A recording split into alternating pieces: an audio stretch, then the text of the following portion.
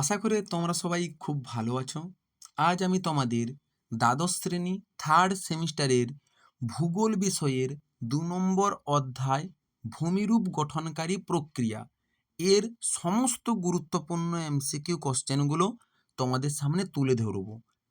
প্রথমে আমি একটা কথা বলে রাখি, এই যে ভিডিওটা তোমরা দেখছো এইটা কিন্তু ক্লাস নম্বর 2।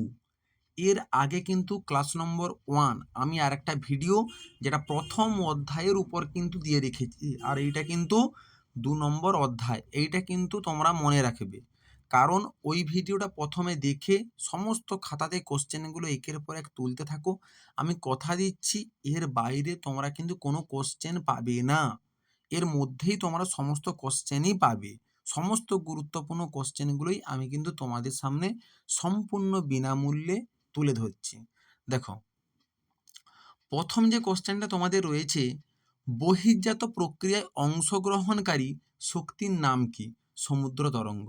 যে প্রক্রিয়ার মাধ্যমে কোনো স্থানের শিলাসমূহ চূর্ণ বিচূর্ণ হয়ে সেই স্থানেই পড়ে থাকে তাকে কি বলে?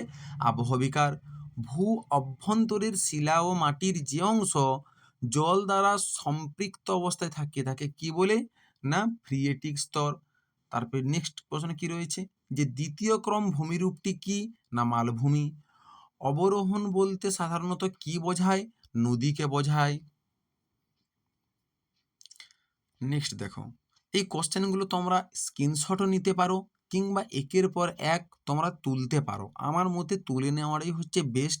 আজ থেকেই কিন্তু প্রস্তুত হও, কারণ পড়ে পড়বো ওই মানসিকতা নিলে কিন্তু তোমরা কিন্তু এবছর ভালো রেজাল্ট করতে পারবে না। এই সেমিস্টার যে যত ভালো কোশ্চেন স্টাডি করে যাবে সেই কিন্তু ভালো নম্বর পাবে।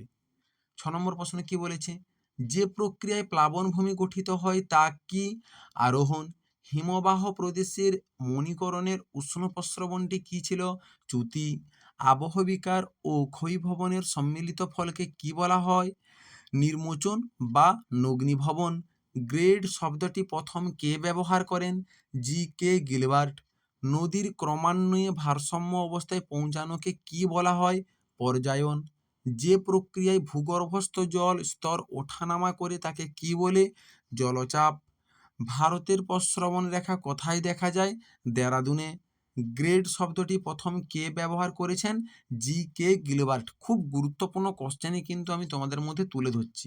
শুধু তোমাদের ভূগোল নয়, আমি তোমাদের কিন্তু বাংলাও এভাবে, সংস্কৃত, কম্পিউটার অ্যাপ্লিকেশন এবং সায়েন্স এর উপরও খুব গুরুত্বপূর্ণ কোশ্চেন, বহু ধরনের মক টেস্ট আমি কিন্তু তোমাদের পরীক্ষার আগে নেব। এবিটিএ সম্পূর্ণ সলভ করানো থেকে শুরু করে, তার জন্য তোমরা অবশ্যই কিন্তু চ্যানেলটাকে সাবস্ক্রাইব করে রাখো। নেক্সট তোমাদের কি রয়েছে, একটি অন্তর্জাত প্রক্রিয়ার উদাহরণ কি? না গিরিজনীয় আলোড়ন। বৃষ্টিপাত অথবা তুষার গলা জলে পুষ্ট ভূগর্ভস্থ জলকে কি বলা হয়? না মিটিওরিক জল। নেক্সট কি রয়েছে, যে জলচাপ স্তরের সঙ্গে সম্পর্কযুক্ত প্রস্রবণ কি? না আর্টেজীয় প্রস্রবণ। তোমরা কিন্তু খাতাতে তুলবে, এই প্রশ্নগুলো কিন্তু মোস্ট গুরুত্বপূর্ণ, বারবারই বলছি।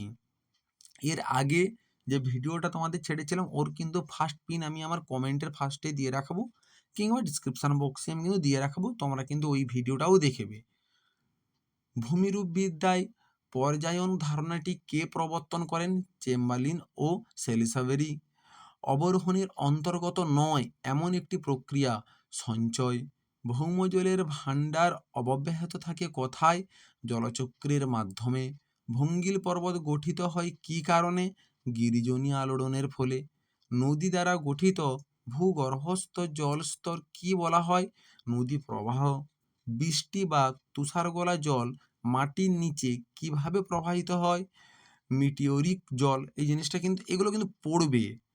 তারপরে নেক্সট কি রয়েছে, যে ভূমির ঢাল আরোহণ প্রক্রিয়ায় নিয়ন্ত্রণ হিসেবে কাজ করে কি?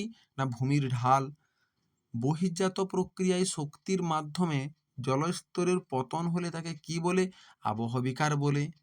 নেক্সট কি রয়েছে, প্লাবনভূমি তৈরি হয় কোন প্রক্রিয়ার মাধ্যমে? আরোহণ প্রক্রিয়ার মাধ্যমে। দেখো, তোমাদের এই কোশ্চেনগুলো আমি যদি পড়ে পড়ে শোনাই তখন কিন্তু ভিডিওটা প্রচুরই একটা লং হয়ে যাবে।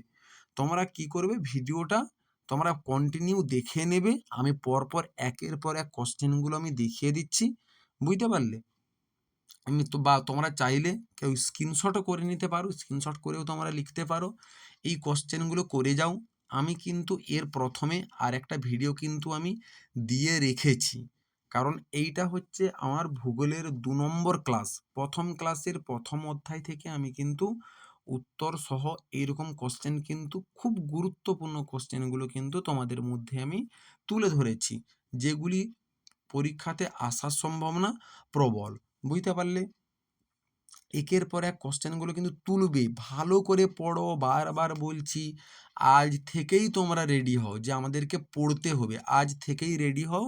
আমি কথা দিচ্ছি তোমরা কিন্তু খুব খুব ভালো কিন্তু রেজাল্ট করবে, বুঝলে?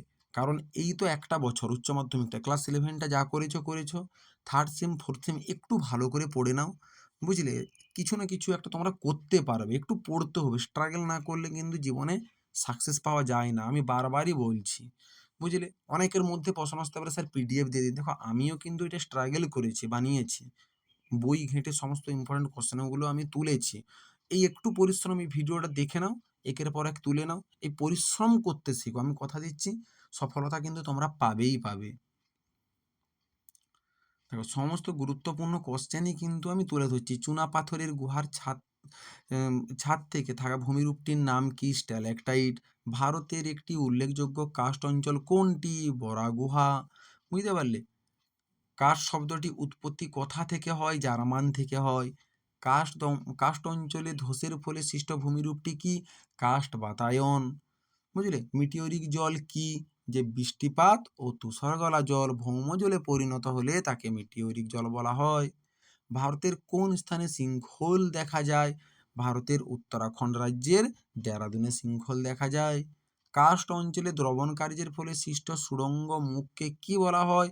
সোয়ালো হোল বলা হয়। কার্স্ট অঞ্চলে সৃষ্ট ভূমিরূপটি নয়, কোনটা ভূমিরূপ নয়? ঝুলন্ত উপত্যকা,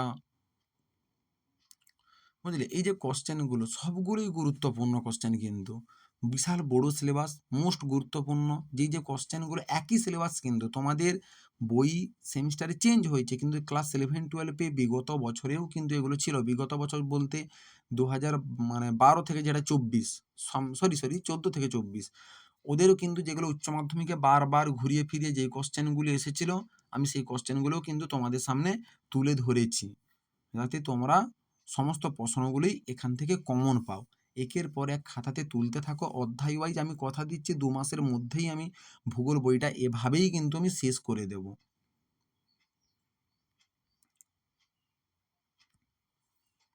আর যদি ভিডিওটা ভালো লাগে অবশ্যই কিন্তু তোমরা চ্যানেলটাকে লাইক অ্যান্ড সাবস্ক্রাইব করে রাখো। দেখো সাবস্ক্রাইবটা না করে রাখলে তোমরা কিন্তু ভিডিও নোটিফিকেশানগুলো আগে পাবে। তোমাদের ভালোর জন্যই বলছি, কারণ তোমরা তো সম্পূর্ণ বিনামূল্যেই তো জিনিসটা পাচ্ছ, তাই না? ব্যাস এই হচ্ছে তোমাদের 89টা প্রশ্ন, বুঝলে? যদি ভালো লাগে অবশ্যই কিন্তু চ্যানেলটাকে লাইক করো, কমেন্ট করো, সাবস্ক্রাইব করো, এবং ক্লাস 1-এর ভিডিওটা কিন্তু দেখো, যেটা প্রথম অধ্যায়ের। ওই ভিডিওটা কিন্তু তোমরা মন দিয়ে কিন্তু দেখো। চলো দেখা হচ্ছে নেক্সট ভিডিওতে।